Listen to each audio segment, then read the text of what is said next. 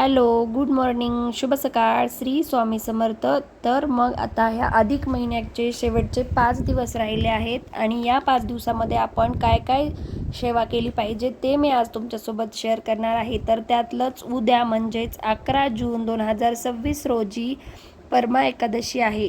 ही एक अशी एकादशी आहे जी धन, सुख, समृद्धी आणि आध्यात्मिक उन्नती देणारी मानली जाते. ही सेवा करण्याची संधी अजिबात तुम्ही गमावू नका. आणि महत्त्वाचं म्हणजे याच एकादशीला पापनाशक एकादशी असं सुद्धा म्हणतात, कारण या एकादशीमध्ये आपण श्री भगवान विष्णूची सेवा केल्याने आपल्या जीवनातील पाप नष्ट होतात असं म्हटलं जाते. अधिक ज्येष्ठ महिन्यातील कृष्ण पक्षातली ही पवित्र एकादशी भगवान श्री विष्णू आणि माता लक्ष्मीला समर्पित आहे. श्रद्धेने हे व्रत केल्याने मानसिक शांती मिळते, जीवनातील अडथळे कमी होतात आणि पुण्यप्राप्ती होते. या दिवशी आपण कशा पद्धतीने सेवा करायची आहे किंवा पूजा वगैरे कशी करायची आहे तर ते पाहूयात. तर सगळ्यात अगोदर आपल्याला सकाळी लवकर उठून छान असं स्वच्छ स्नान वगैरे करून घ्यायचं आहे. आणि विशेष म्हणजे अधिक महिन्यामध्ये आपण हवे तर कुठे गंगेला, कुंडात वगैरे सुद्धा स्नान करू शकतो. याला सुद्धा भरपूर महत्त्व आहे. म्हणून हवं तर शक्य असेल तर तुम्ही गंगेमध्ये वगैरे स्नान केलं तरीसुद्धा चालतं. आपल्याला स्वच्छ असे वस्त्र धारण करायचे आहेत आणि भगवान विष्णू आणि माता लक्ष्मीची छान पूजा करायची आहे. शक्य झालं तर तुळशीची पत्र, विष्णू सहस्त्रनाम म्हणून 1000 तुळशीची पत्र आपल्याला व्हायची आहेत. पण जर शक्य नसेल तर 11 तुळशीपत्र आपल्याला व्हायची आहेत. श्री भगवान विष्णूंना पिवळा कलर आवडतो, त्यामुळे आपल्याला पिवळी फुले व्हायची आहेत. आणि महत्त्वाचं म्हणजे ही एकादशी गुरुवारी येत आहे, त्यामुळे तर आपण आवर्जून हे करायला पाहिजे.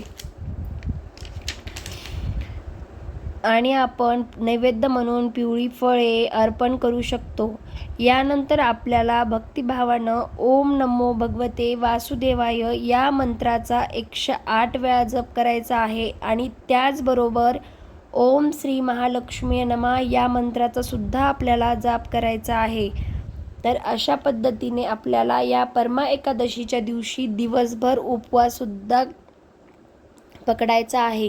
ज्याला शक्य नाही त्याने उपवास न करता सुद्धा पूजा केली तर चालते, पण ज्याला शक्य आहे यांनी उपवास करून हवं तर तुम्ही साबुदाणा किंवा फळे खाऊन उपवास नक्कीच करू शकतात. पण 3 वर्षातून एकदा येणारी ही परमा एकादशी आवर्जून आपण या दिवशी उपवास नक्कीच करायला पाहिजे. आणि भक्तिभावानं आपण श्रीहरी विष्णूची, पांडुरंगाची आणि लक्ष्मीची पूजा केली पाहिजे. त्याचबरोबर आपण बाळकृष्णाला आणि पांडुरंगाला वाण पण देऊ शकतो. तर अशा पद्धतीने या दिवशी आपण भगवान श्रीहरी विष्णूची आणि लक्ष्मीची पूजा केली, लक्ष्मी मातेची, तर आपल्या घरात सुख, समृद्धी आणि धनधान्याची भरभराट होते. तसेच आपल्या जीवनात काही दुःख असतील, अडथळे असतील तर त्याचं सुद्धा निवारण होते.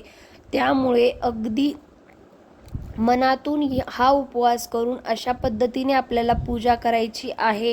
तर या परमा एकादशीच्या दिवशी तुळशीचे खूप महत्त्व आहे. या दिवशी तुळशीपत्र न तोडता आपण आदल्या दिवशी तुळशीपत्र तोडून ठेवू शकतो.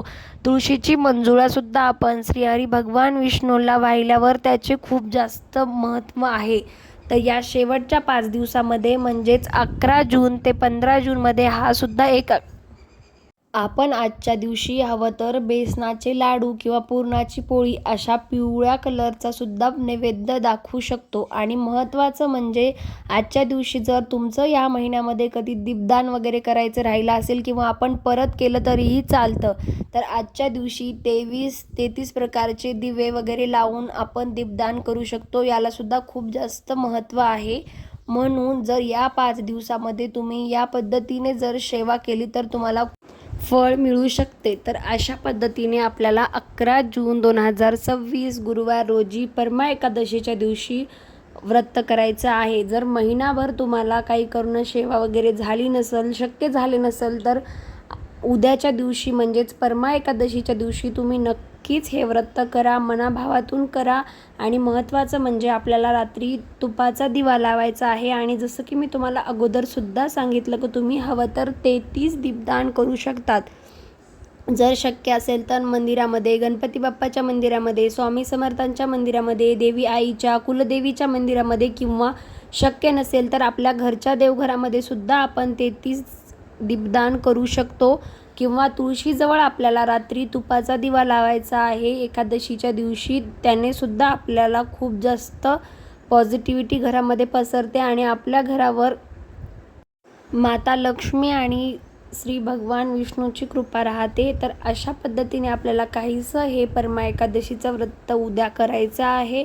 शक्य असेल त्यांनी नक्कीच उपवास करून हे व्रत करावं. ज्यांना शक्य नाही अशांनी फक्त पूजा केली तरी चालते आणि फक्त भगवान विष्णूचीच पूजा नाही तर आपल्याला पांडुरंगाची सुद्धा छान पूजा करायची आहे. जसं की मी फोटोमध्ये दाखवले त्यानुसार आपण पूजा करू शकतो. पांडुरंगांचा अभिषेक करू शकतो, पंचामृताने अभिषेक करू शकतो. पांडुरंगांना सुद्धा तुळशी, मंजुळा, फुलं वगैरे वाहू शकतो आणि पांडुरंगाचा अभिषेक कसा करायचा हे सुद्धा मी नेक्स्ट व्हिडिओमध्ये तुमच्यासोबत शेअर करणार आहे. त्यामुळे माझ्या चॅनलला सबस्क्राईब करायला तर अजिबात विसरू नका, जेणेकरून जो व्हिडिओ मी टाकेल त्याचं नोटिफिकेशन तुम्हाला येईल आणि मी विठुरायाचा अभिषेक कसा केला ते सुद्धा तुमच्यासोबत शेअर करेल.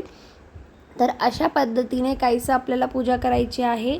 आय होप तुम्हाला माझा हा व्हिडिओ आवडला असेल. व्हिडिओ आवडला असेल तर लाईक, कमेंट, शेअर आणि माझ्या चॅनलला सबस्क्राईब करायला विसरू नका. जर तुम्हाला ह्या समोरच्या 5 दिवसाचे वेगवेगळे व्हिडिओज हवे असतील किंवा कुठलीही सेवा करायला पाहिजे हे माहिती पाहिजे असेल तर माझ्या चॅनलला सबस्क्राईब करा आणि एकदा माझ्या प्रोफाईलला नक्की व्हिजिट करा. मी बरेचसे व्हिडिओज अपलोड केलेले आहेत, त्यातून तुम्हाला खूप काही माहिती मिळेल आणि जे आपण पूर्ण अधिक मासाचा महिना, पुरुषोत्तम मास पूर्ण सेवा केली नाही ती या 5 दिवसामध्ये करून आपण श्री भगवान विष्णूची आणि माता लक्ष्मीची कृपा आपल्यावर करून घेऊ शकतो. तर अशा पद्धतीने तुम्ही माझे समोरचे व्हिडिओ पाहायला अजिबात विसरू नका आणि मागचे सुद्धा काही व्हिडिओज मी अपलोड केलेले आहेत तर ते सुद्धा व्हिडिओ एकदा माझ्या प्रोफाईलमध्ये जाऊन नक्की चेक करा.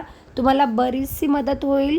आणि 11 जूनपासनं तर 15 जूनपर्यंत कोणत्या दिवशी कोणती पूजा आणि काय केलं पाहिजे हे सर्व डिटेल्स मी तुम्हाला समोरच्या व्हिडिओमध्ये नक्कीच माझ्या पद्धतीने देण्याचा प्रयत्न करेल. जर माझं या व्हिडिओमध्ये काही चुकलं असेल तर कमेंट करून नक्की कळवा आणि व्हिडिओ आवडला असेल तर लाईक, कमेंट आणि भरपूर शेअर करा आणि व्हिडिओ शेवटपर्यंत पाहायला अजिबात विसरू नका. आणखी भेटूयात अशा छान आणि महत्त्वपूर्ण माहितीसोबत. तोपर्यंत तुम्हा सगळ्यांना परमा एकादशीच्या ॲडव्हान्समध्ये हार्दिक शुभेच्छा. शेवटी श्री स्वामी समर्थ आणि म्हणून मी हा व्हिडिओ संपवते. पुन्हा भेटूयात नवीन व्हिडिओसोबत. तोपर्यंत बाय.